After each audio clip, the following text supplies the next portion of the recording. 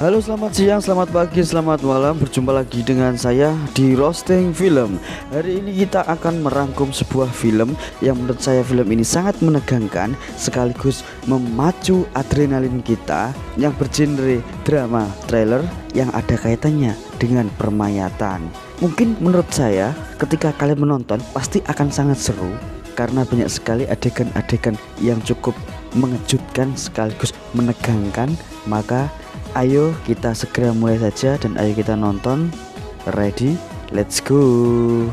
Oh iya, tapi sebelumnya jangan lupa like, comment, dan subscribe. Untuk apa? Agar kita selalu memberikan video-video yang terbaik, agar kita selalu semangat, agar kita bisa menghibur kalian semua. Dan yang paling penting adalah saya bisa mendapatkan gaji dari YouTube. Ya, karena berhubung saya sendiri juga tidak punya penghasilan dan habis di PHK karena gara-gara ada resesi ini. Jadi ya tolong bantu saya untuk bisa mengembangkan channel ini agar bisa menjadi yang lebih baik lagi. Terima kasih.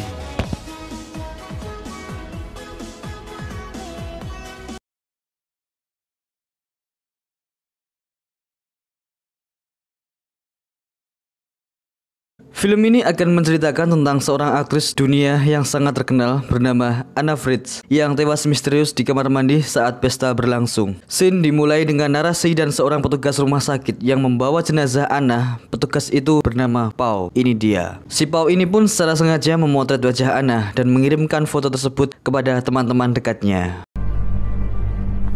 Kedua temannya, Ivan dan Javi, tertarik untuk melihat jenazah Anna. Kecil. Las dos. Las chinas son planas. Dan dari sinilah semua malapetaka dimulai. Sekedar catatan bahwa sesosok Anna Fritz dalam film ini diceritakan sebagai aktris yang sangat terkenal dan sangat diidolakan, sehingga kesempatan langka untuk melihat Anna secara langsung tidak disia-siakan oleh Ivan dan Javi. Walaupun dia sudah jadi mayat, Paul pun diajak minum khamr dulu oleh Ivan dan Javi agar mentalnya menjadi lebih berani. Karena Paul ternyata sedikit ketakutan dengan resiko kehilangan pekerjaannya karena membawa Ivan dan Javi ke tempat kerja. No. Un montón de papeleo y un senpa. No.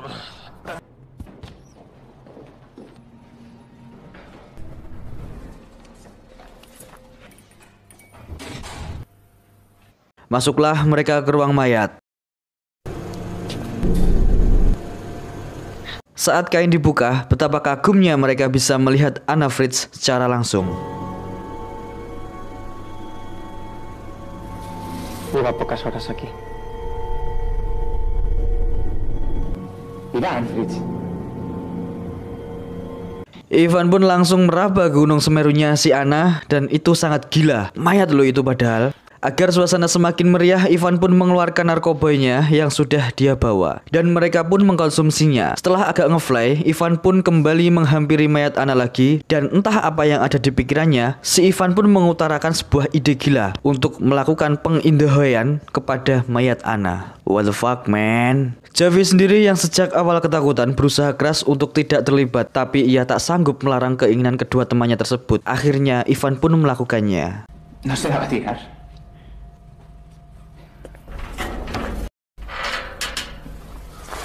La madre que lo parió. Setelah selesai, sekarang giliran si Paul. Namun hal yang mengejutkan terjadi. Tak disangka ternyata Anna Fritz hanya mati suri dan dia hidup lagi. Tapi ia tak bisa berkata apa-apa, tubuhnya pun masih kaku. Mengetahui itu, Paul pun kaget bukan main. Ivan berencana membunuh Anna agar perbuatan bejat mereka tak pernah terungkap. Rencana itu pun menjadi pertentangan yang keras dari Javi. Saat Javi akan membawa mayat Anna keluar untuk mendapatkan pertolongan, Ivan langsung menghalanginya. Terjadilah perkelahian antara Ivan dan Javi yang berakhir dengan tewasnya Javi. Dari sini semuanya menjadi tambah kacau. Hal tersebut membuat mereka semakin dibuat kalap. Mereka harus mengurus jenazah Javi sekaligus mencari cara terbaik untuk melenyapkan Anna Fritz. Ivan lalu menyuruh Paul untuk mengikat tangan dan kaki Anna yang sudah mulai bisa bergerak. Kemudian dia sendiri memutuskan mencari tempat sampah di luar untuk membawa mayat si Javi keluar dari sana. Sementara itu si Pao sedang membersihkan darah Javi yang berceceran di ruangan lain. Ana pun mengambil kesempatan itu untuk kabur dari sana. Dengan tubuh yang masih lemas, dia pun pelan-pelan mengasrot-ngasrotkan badannya. Maksudnya mengesotkan badannya yang menuju ke sebuah lift. Ivan yang sudah kembali ke ruang jenazah langsung mencari Ana. Setelah menyadari Ana sudah hilang dari sana, saat sudah sampai di lift dan pintu mulai tertutup, tiba-tiba Ivan muncul dan menyeret Ana kembali ke ruang jenazah.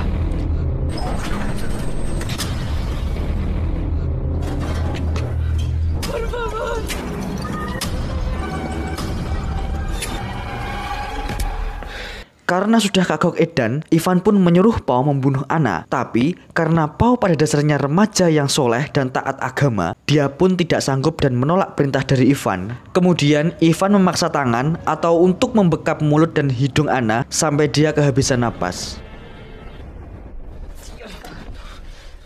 Ketika masalah si Ana sudah beres, Ivan pun membawa mayat Javi keluar dari sana. Pao kemudian merapikan dan membereskan pekerjaannya, tapi saat dia akan pulang, tiba-tiba Ana batuk. Saat dicek, ternyata Ana masih hidup.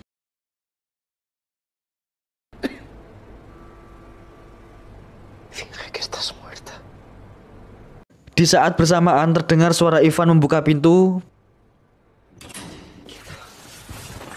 Pao langsung menutup kembali kainnya Ana agar tidak diketahui oleh Ivan. Mereka pun pulang. Saat sudah beberapa meter dari ruang jenazah, Ivan pun baru menyadari bahwa kartu member Indomaretnya tertinggal di ruang mayat. Mengetahui hal tersebut, Pao berusaha mencegahnya. Namun Ivan tetap kekeh. Saat masuk ruang jenazah, betapa kagetnya Ivan melihat Ana yang sedang memakai baju dan sedang berdiri. Ivan yang menyadari bahwa Ana ternyata pura-pura mati dan Pao menyembunyikan hal tersebut dari dia, Ivan langsung menghajar Pao. Tak diduga, Ana langsung menikam leher Ivan dari belakang menggunakan gunting. Ivan seketika tewas. Dan Pao, dia pun ditusuk juga, lalu tewas juga.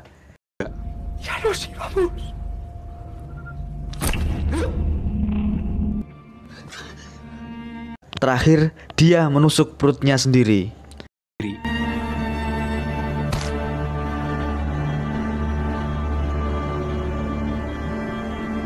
Dan tamat, ending yang sangat-sangat amat membagongkan.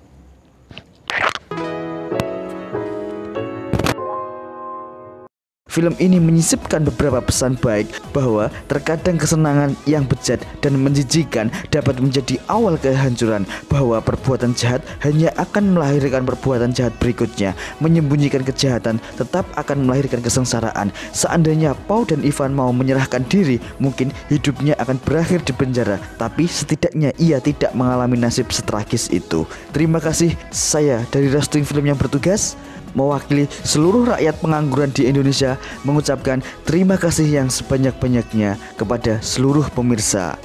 Sebelumnya, akhiron wassalamualaikum warahmatullahi wabarakatuh.